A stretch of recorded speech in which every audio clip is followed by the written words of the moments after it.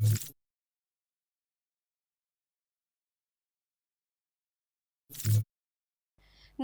હું છું પ્રિયા અને તમે જોઈ રહ્યા છો જનતા કી જાણકારી ન્યૂઝ। નજર કરીએ આજના સમાચાર ઉપર। સિદ્ધપુરમાં આવતીકાલે જન આક્રોશ યાત્રાનું આગમન થશે। યાત્રાના સ્વાગત માટે તૈયારી પૂરજોશમાં। કોંગ્રેસના આગેવાનો કાકોશી ગામે સભા સંબોધશે। કોંગ્રેસ પક્ષ દ્વારા આયોજિત જન આક્રોશ યાત્રા આગામી સોમવારે સિદ્ધપુરમાં પ્રવેશ કરશે। આ યાત્રા સિદ્ધપુર સહિતના વિસ્તારોમાં વિવિધ રૂટ પર ફરશે। સિદ્ધપુરના પૂર્વ ધારાસભ્ય ચંદનજી ઠાકોરે આ માહિતી આપી હતી। ગુજરાત રાજ્યમાં કોંગ્રેસની આ જન આક્રોશ યાત્રા વિવિધ વિસ્તારોમાં ફરી રહી છે અને સભાઓ સંબોધી રહી છે।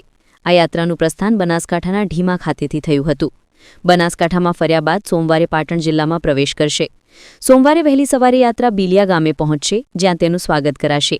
ત્યારબાદ એલએસ હાઈસ્કૂલથી માતૃગયા તીર્થ બિંદુ સરોવર પહોંચી દર્શન કર્યા બાદ ફરી સ્વાગત કરાશે। ત્યાંથી યાત્રા દેથડી 4 રસ્તા, ગાગલાસળ બસ સ્ટેશન રોડ, ઉમરૂ 4 રસ્તા થઈને કાકોશી ગામે પહોંચશે। કાકોશીના મુખ્ય બજારમાં એક સભાનું આયોજન કરવામાં આવ્યું છે।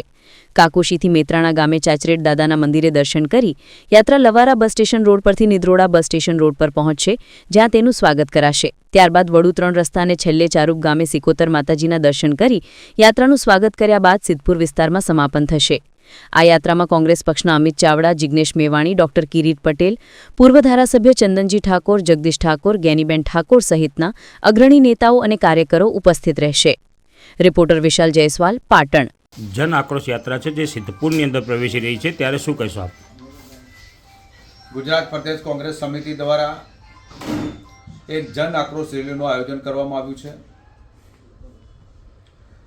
ઢીમાથી નીકળેલી જન આક્રોશ યાત્રા બનાસકાંઠા થઈ અને સિદ્ધપુરમાં પ્રવેશી રહી છે।